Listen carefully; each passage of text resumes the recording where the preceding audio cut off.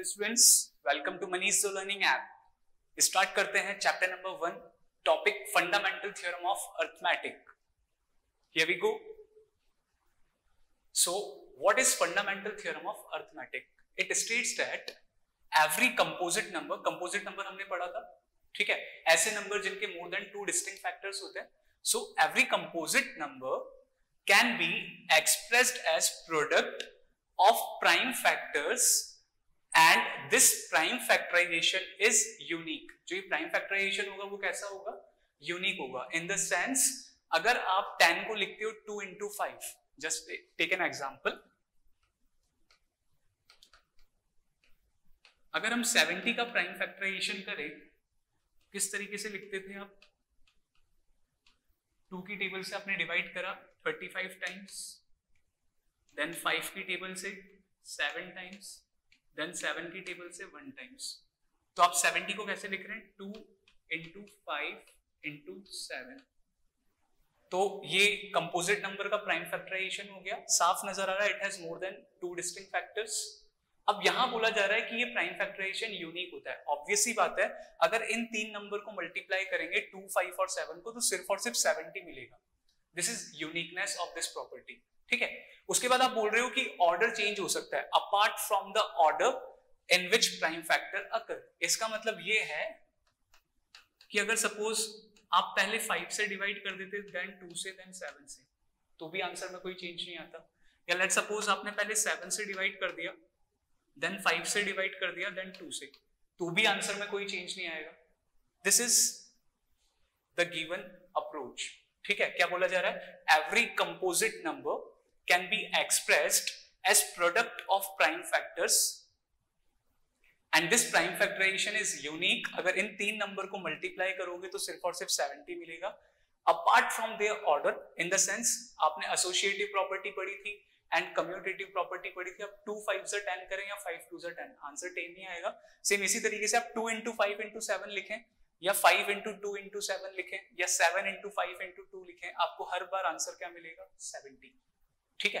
तो this is fundamental theorem of arithmetic. अब बात करते हैं यहाँ पर प्राइम फैक्टराइजेशन की। प्राइम फैक्टराइजेशन क्या होता है? कोई भी कंपोजिट नंबर को अगर आप उसके प्राइम फैक्टर्स के प्रोडक्ट की फॉर्म में लिखते हैं, किसी भी कंपोजिट नंबर को अगर आप उसके प्राइम फैक्टर्स के प्रोडक्ट की फॉर्म में लिखते हैं, तो वो क्या कहलाता है? उस नंबर का प्राइम फैक्टराइजेशन। तो अगला टॉपिक वही देख रहे हैं अपन, ठीक है। Expressing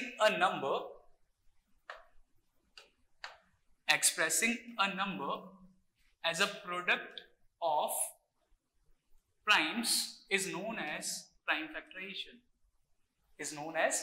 factorization। कोई भी कंपोजिट नंबर को उसके प्रोडक्ट प्राइम फैक्टर्स के प्रोडक्ट की फॉर्म में लिखना प्राइम फैक्टराइजेशन कहलाता है। जस्ट फॉर एन एग्जांपल, अगर आपसे बोला जाए कि 900 को उसके प्राइम फैक्टर्स की फॉर्म में लिखिए, तो देखिए आप इस तरीके से लिखेंगे।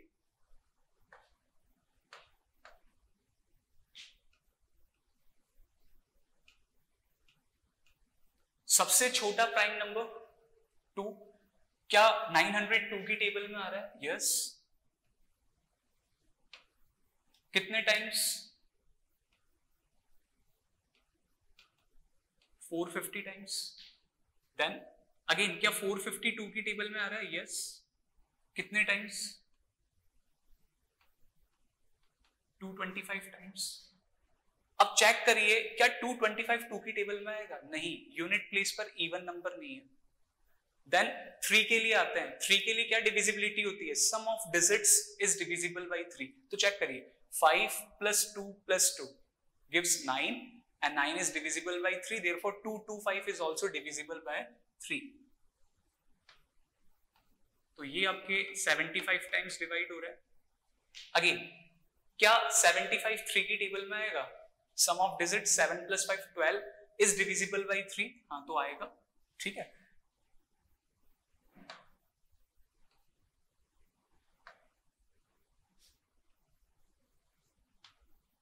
तो आपने इसको 3 से डिवाइड करा, कितने टाइम्स? 25 टाइम्स। नाउ क्या 25 3 की टेबल में आएगा? नहीं आएगा। कितने टाइम्स आएगा? 5 की टेबल में 5 टाइम्स। तो आपने इसको 5 से डिवाइड करा 5 टाइम्स। तो देखिए आप इस तरफ देखेंगे तो सारे प्राइम फैक्टर्स आ रहे हैं, ऑल आर प्राइम फैक्टर्स, और इस तरफ देख रहे हैं तो सारे कंपोजिट नंबर चल रहे हैं। तो हमें किसकी फॉर्म में एक्सप्रेस करना था? Product of prime factors. So आप देखिए 900 को किस तरीके से एक्सप्रेस कर सकते हैं? 900 can be expressed as 2 multiply 2 multiply 3 multiply 3 multiply 5 multiply 5।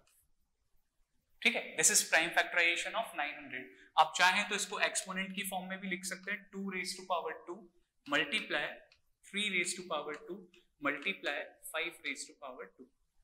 This is prime factorisation of 900। कोई डाउट? ठीक है, note it down.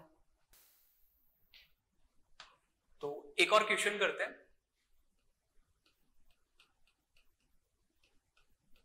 Express 5005 as product of prime factors।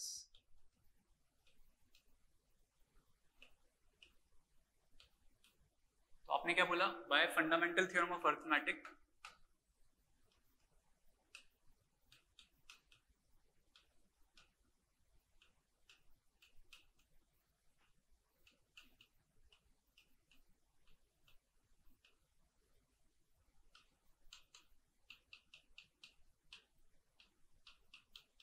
अगर हम इसका प्राइम फैक्टराइजेशन कर रहे हैं तो देखिए आप इस तरीके से लिख रहे हैं।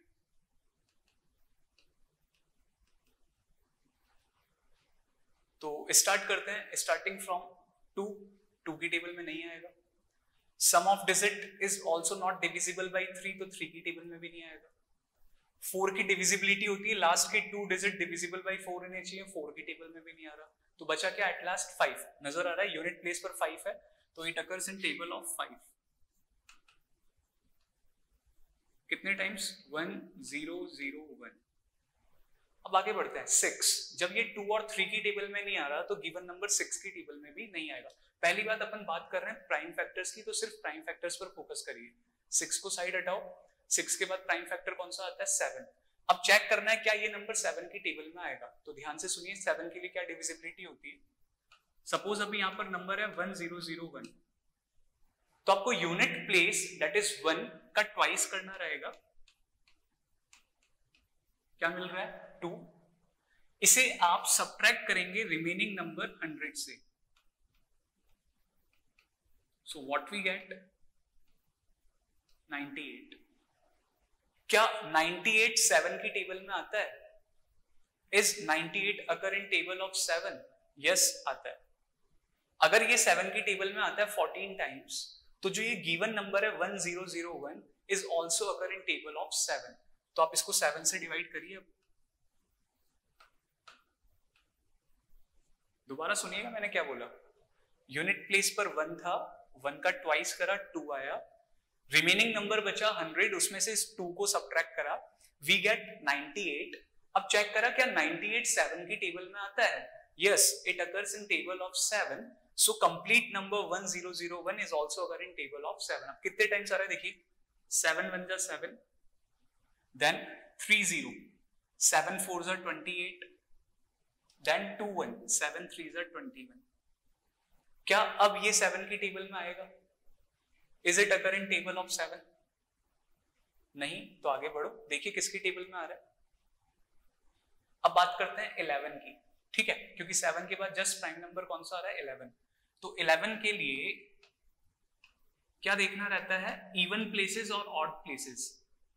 अगर आप देखें तो ये इवन प्लेस है और ये ऑड प्लेस है,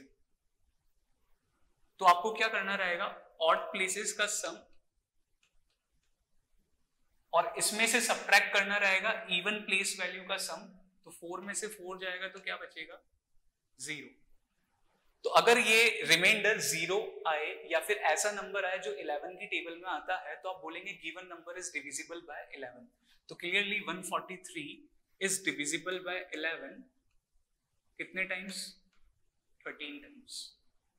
तो आप बोल सकते हैं 5005 can be expressed as 5 into 7 into 11 into 13. Note it down. चलिए आगे बढ़ते हैं।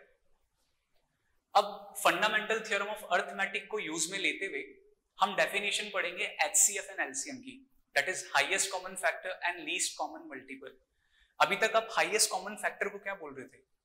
ऐसा बड़ा नंबर जो गिवन नंबर्स को कंप्लीटली डिवाइड करता हो, ठीक है। और वहीं लीस्ट कॉमन मल्टीपल को क्या बोल रहे थे? ऐसा सबसे छोटा नंबर जो गिवन नंबर की टेबल्स में आता हो, ठीक है। ये अपन ने बचपन वाली डेफिनेशन पढ़ी थी, क्या बोला था? एचसीएफ के लिए हाईएस्ट कॉमन फैक्टर, तो फैक्टर के लिए आपने बोला था ऐसा सबसे बड़ा नंबर जो गिवन नंबर्स को कंप्लीटली डिवाइड करे, एग्जैक्टली डिवाइड करे, इट इज कॉल्ड एचसीएफ। और वहीं LCM that is least common multiple, उसके लिए आप बोल रहे थे ऐसा सबसे छोटा मल्टीपल जो गिवन नंबर्स की टेबल में आए, राइट। अब आप पढ़ रहे हैं फंडामेंटल थ्योरम ऑफ अर्थमेटिक, क्या बोला आपने? Every composite number can be expressed as product of its prime. तो जो ये आप प्राइम फैक्टराइजेशन कर रहे हैं, तो इसी की हेल्प को लेते हुए आपको एचसीएफ और एलसीएम को डिफाइन करना था। तो अब हम डेफिनेशन क्या दे रहे हैं, ध्यान से देखिएगा। आपने बोला highest common factor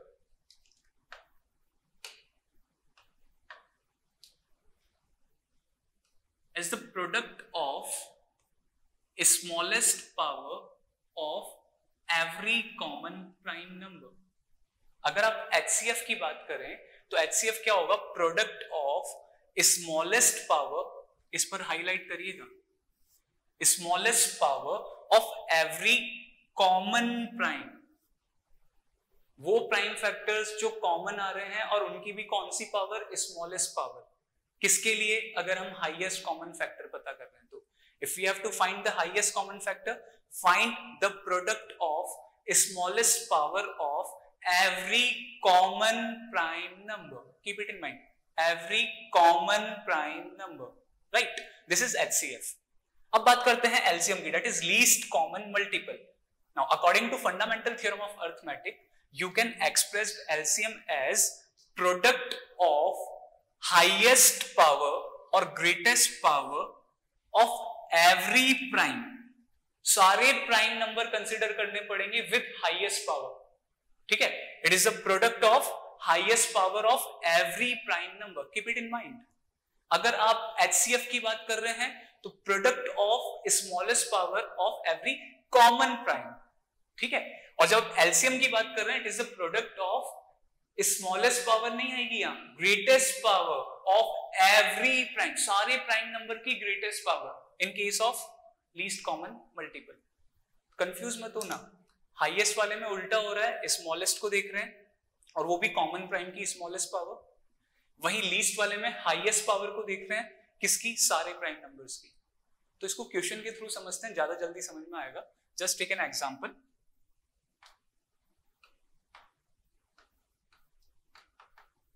find HCF and LCM of 96 and 36 using prime factorization। ठीक है, ये हमें क्वेश्चन सॉल्व करना है। तो फर्स्ट ऑफ ऑल पहले आप इस चीज को नोट डाउन करिए, देन फिर देखते हैं हम। चलिए आगे बढ़ते हैं, क्वेश्चन को देखते हैं। क्या बोला गया? Find the HCF and LCM of 96 and 36 using prime factorisation. तो चलिए आप सबसे पहले 96 का प्राइम फैक्टराइजेशन करते हैं। अगेन 2 की टेबल में कितने टाइम्स? 2 4 जा 8, 2 8 जा 16। अगेन 2 की टेबल में 24 टाइम्स। अगेन 2 की टेबल में 12 times, 6 times, 3 times, 1 time. Whereas अगर आप 36 का प्राइम फैक्टराइजेशन करें, 2 की टेबल में 18 टाइम्स, 2 9 जा, 3 3 जा, अगेन 3 1 जा। तो आप 96 को कैसे एक्सप्रेस कर रहे हैं?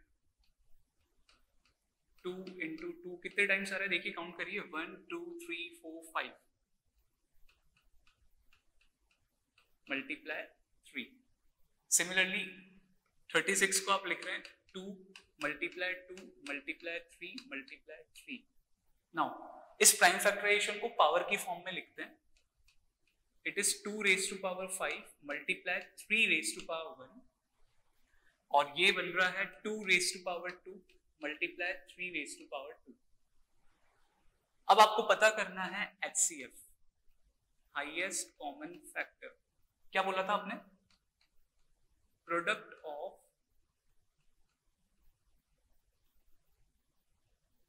Smallest power of every common prime, यही बोला था।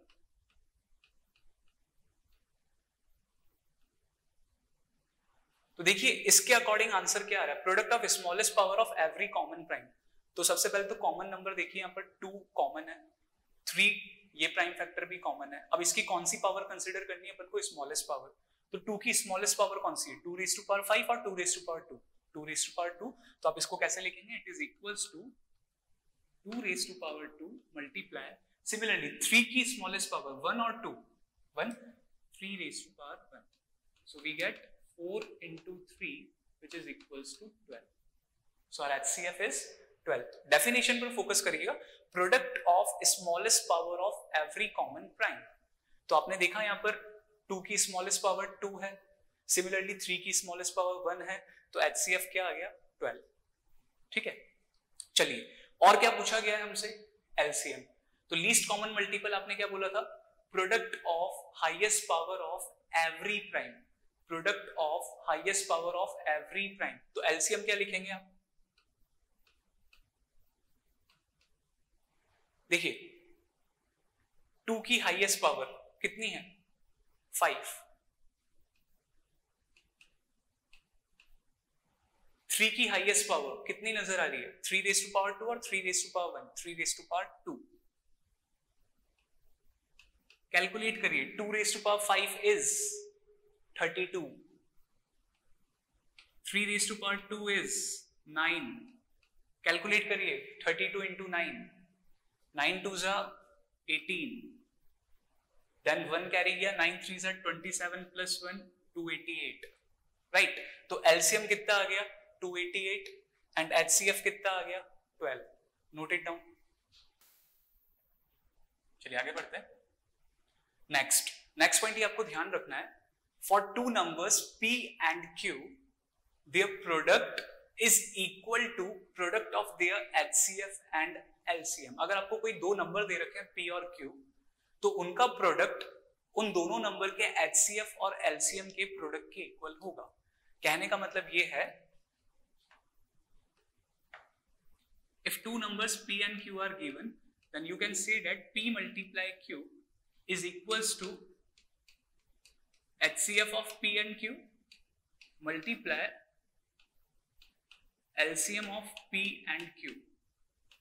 ओके, ये अपन को ध्यान रखना है, product of 2 number is equals to product of their HCF and LCM। तो P into Q is same as HCF into LCM of P into Q, P and Q। Just चलिए क्वेश्चन करते हैं इस पर based. Find HCF and LCM of 45 and 135, also show that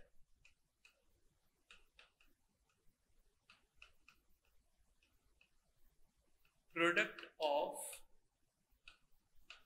given number is equal to product of their HCF and LCM।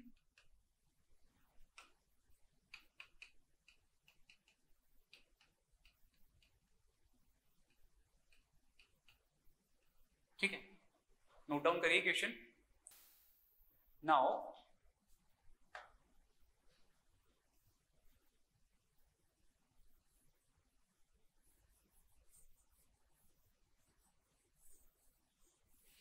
अगर हमें ये question करना है तो क्या करा आपने?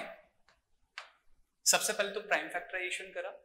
45 को आप कैसे एक्सप्रेस कर रहे हैं? 3 15 जा then 3 5s are, then 5 1s are. This is prime factorization of 45. Similarly 135 का करके बताइए फटाफट से. Sum of digit is divisible by 3, तो क्या नंबर 3 की टेबल में आएगा? Yes, आएगा. कितने times? 3 4s are 12, 3 5s are 15. Again 45 ये कर रखा है हमने 3 की टेबल में 15 टाइम्स, 3 की टेबल में 5 टाइम्स, अगेन 5 की टेबल में 1 टाइम्स.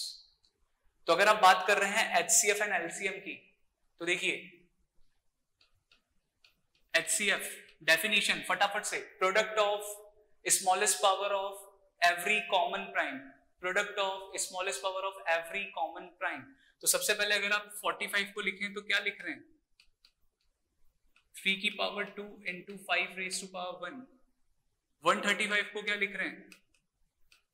3 रेज टू पावर 3 मल्टीप्लाई 5 raise to power 1. Now according to definition HCF क्या होगा? Product of smallest power of every common prime. तो देखिए क्या 3 और 5 दोनों कॉमन आ रहा है? 3 की smallest power 3 raise to power 2, 5 की स्मॉलेस्ट पावर 1, तो 9 5s are 45. This is the required HCF.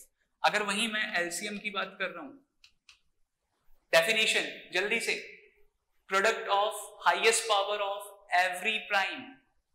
तो देखिए 3 की हाईएस्ट पावर 3, 5 की हाईएस्ट पावर 1, तो आंसर क्या आएगा? 135. राइट. अब आपको प्रूफ क्या करना था? HCF into LCM is equals to P into Q. तो देखिए क्या पता लग रहा है कि अगर आप प्रोडक्ट ऑफ नंबर्स निकालें, that is 45 into 135, ये किसके इक्वल आ रहा है? HCF into LCM, that is 45 into 135. तो लिख दीजिए कि sir P into Q is equals to 45 into 135, as well as HCF into LCM is also equals to 45 into 135. So यहां से ये क्लियर हो गया कि P into Q is equals to HCF into LCM. ठीक है. आप कोई भी दो नंबर कंसीडर करो, ये हमेशा ट्रू होगा कि product of two numbers is equals to product of their HCF and LCM. तो ये अपन को ध्यान में रखना है. ठीक है, नोटेड डाउन. चलिए आगे बढ़ते हैं. जैसे क्वेश्चन दे रखा है आपको, if HCF of two number, that is 306 and 657 is 9, then find their LCM. You have to find the LCM. तो आपने रिलेशन बता दिया. ठीक है, आप क्या बोले? For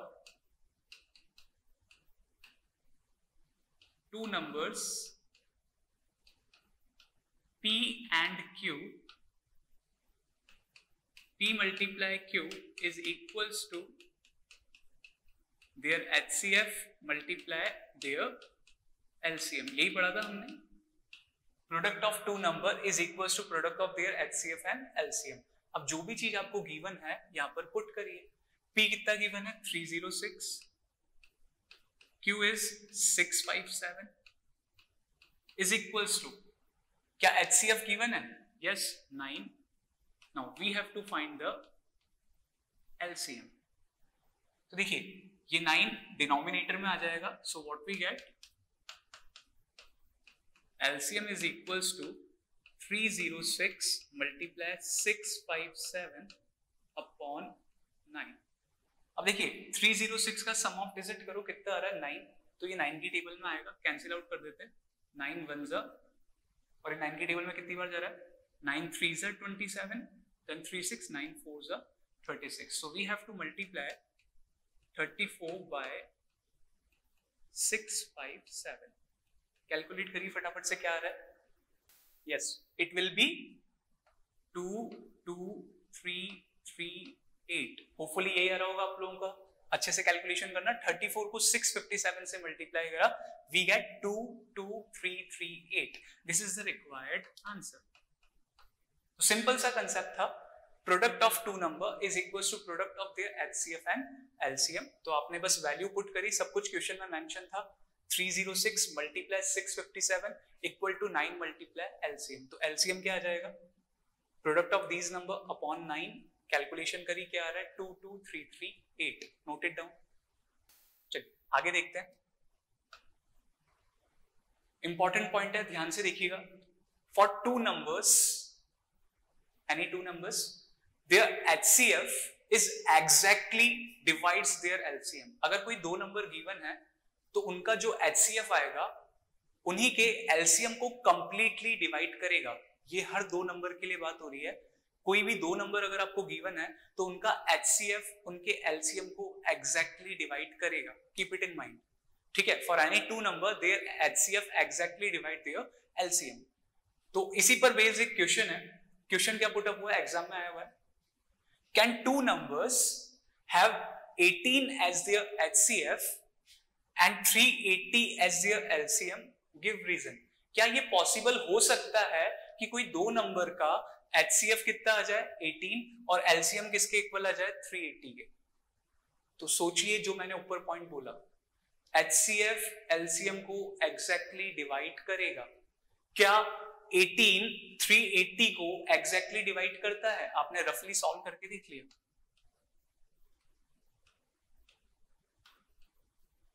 eighteen 2s are 36, 18 1s are 18, we get remainder 2। क्या 18 380 को एग्जैक्टली डिवाइड कर रहा है? नहीं कर रहा। तो आप सीधे से बोल देंगे ऐसी पॉसिबिलिटी नहीं है, ऐसे कोई दो नेचुरल नंबर एग्जिस्ट नहीं कर रहे। तो सिंपल सा लिखना है। सॉल्यूशन लिखते समय आपको यही ध्यान रखना है। We know that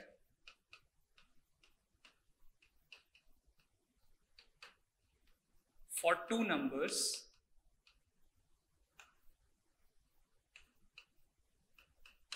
their HCF exactly divides their LCM, but here 380 is not divisible by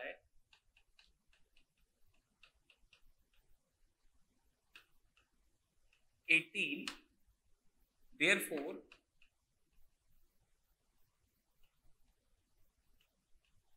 no such numbers are possible. No such numbers are possible. Note it down. Now देखिए नेक्स्ट क्वेश्चन किस तरीके से put up होगा। Question आएगा, explain why 7 multiply 11 plus 13 multiply 11 is composite। जो given number है वो composite क्यों है? ठीक है, तो one of the easiest question है, कुछ नहीं करना रहता। सिंपल सा आपको कॉमन लेना आना चाहिए। आपने बोला कि सर आपको एक्सप्रेशन गिवन है 7 into 11 plus 13 into 11, आप बताना चाह रहे हैं कि ये कंपोजिट होगा। तो according to definition of composite number, आपने क्या पढ़ा है कंपोजिट नंबर के बारे में? It has more than 2 distinct factor. तो बस आपको इतना सा ही शो करना है और आप बोल दोगे ये कंपोजिट है। तो देखिए आपने इसको इस तरीके से लिखा कि सर आप 11 कॉमन ले लीजिए, वी गेट 7 plus 13, और 7 plus 13 कितना होता है 20। तो क्या आप ये बोल सकते हो कि सर ये 11 की टेबल में भी आएगा, सर ये 20 की टेबल में भी आएगा, और इन दोनों नंबर के प्रोडक्ट की टेबल में भी आएगा, और 20 को भी और प्राइम फैक्टराइज करें तो अदर फैक्टर्स और मिल सकते हैं। तो बस अभी डेफिनेशन क्लियर हुई या नहीं हुई? ये क्लियर हो गया कि इसके 2 से ज्यादा फैक्टर होंगे, यस नजर आ रहा है। तो आप क्या बोल दोगे, ये कैसा नंबर है, कंपोजिट। तो आपने सिंपल सा लिखना है clearly, given expression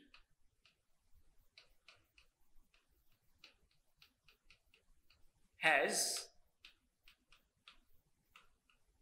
more than 2 distinct factors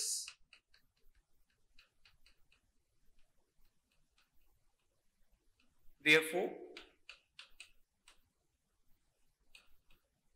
it is composite। Definition को फुलफिल कर रहा है तो ये कंपोजिट है, ठीक है। Any doubt? सिंपल, आपने 11 कॉमन लिया, इधर से आया 7, इधर से प्लस का 13, 7 + 13 इज 20। साफ नजर आ रहा है 11 भी फैक्टर है, 20 भी फैक्टर है और इनका प्रोडक्ट भी फैक्टर होगा। और भी डिफरेंट प्राइम फैक्टर्स निकल सकते हैं by prime factorisation of 20, but हमारी डेफिनेशन इन दो से ही क्लियर होगी। तो आप बोल सकते हैं clearly given expression has more than 2 distinct factor, therefore it is composite. Note it down. चलिए आगे बढ़ते हैं, नेक्स्ट क्वेश्चन देखिए। Now next topic is number ends with digit 0। अगर आपसे पूछा जा रहा है कि आपको कोई गिवन एक्सप्रेशन है 6 रेज़ टू पावर n और 15 रेज़ टू पावर n और आपको बताना है क्या गिवन नंबर 0 से एंड होगा, मतलब उसकी यूनिट प्लेस 0 आएगी। सिंपल सा कंसेप्ट है, आप जानते हैं कि अगर आप 10 की बात करें तो 10 का प्राइम फैक्टराइजेशन होता है 2 × 5। तो इट इज नेसेसरी कि अगर कोई नंबर 10 की टेबल में आ रहा है तो उसके पास 2 और 5 दोनों का फैक्टर होना बहुत जरूरी है। अगर गलती से भी एक भी फैक्टर नहीं हुआ तो वो 10 बनेगा ही नहीं। तो कोई भी गिवन नंबर के प्राइम फैक्टराइजेशन में अगर 2 और 5 दोनों साथ में आ रहे हैं तो उसकी यूनिट प्लेस पर 0 आएगा, कंफर्म सी बात है, क्योंकि 2 5 क्या होता है 10 होता है, ठीक है। अगर गलती से भी एक भी फैक्टर मिस हो रहा है तो आप बोल दोगे कि वो नेवर एंड्स विद डिजिट 0, ठीक है। तो यही यहां पर हमने डिस्कस करा है। We know that a number is composite if it has more than 2 different factors.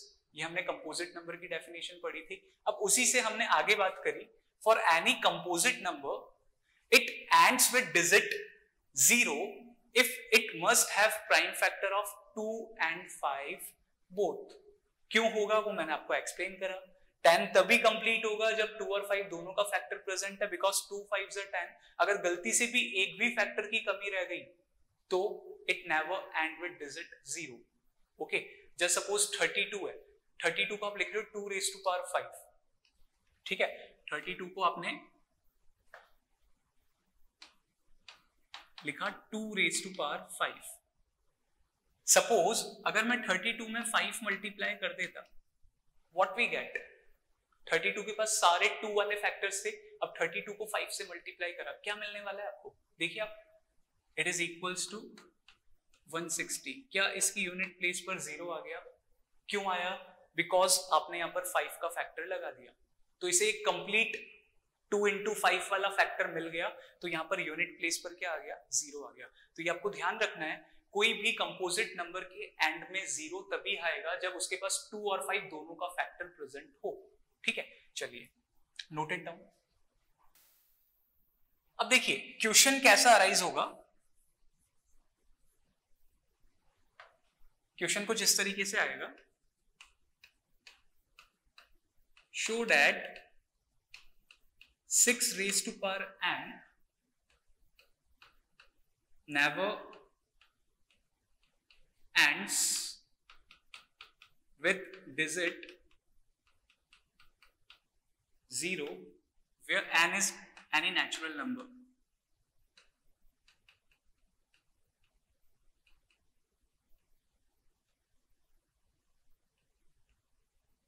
तो भाई ऐसा क्यों इसकी यूनिट प्लेस पर 0 नहीं आएगा? तो आपने बोला सर अभी तो आपने बताया था 0 तभी आता है जब 2 और 5 दोनों का फैक्टर प्रेजेंट हो उसके प्राइम फैक्टराइजेशन में। अब आपने जो नंबर दे रखा है that is 6 raised to power n, अगर आप उसको ब्रेक करो तो आप लिख रहे हो 2 × 3, तो ज्यादा से ज्यादा आप इसको ऐसे लिख दोगे 2 की पावर n × 3 की पावर n। तो सर बताओ इसमें 5 का फैक्टर कहां है? बिल्कुल सही बोल रहे हो आप, इसमें 5 का फैक्टर है ही नहीं। और जब नहीं है तो according to condition and according to fundamental theorem of arithmetic हम क्या बोल देंगे, it never ends with digit 0। तो यही इंग्लिश में आपको लिखना है कि सर अगर हम 6 की पावर n का प्राइम फैक्टराइजेशन करें तो it will be 2 raised to power n multiply 3 raised to power n and there is no factor of 5 in it, therefore it never ends with digit 0। तो इसके बाद हमें यही लिखना है, since in prime factorization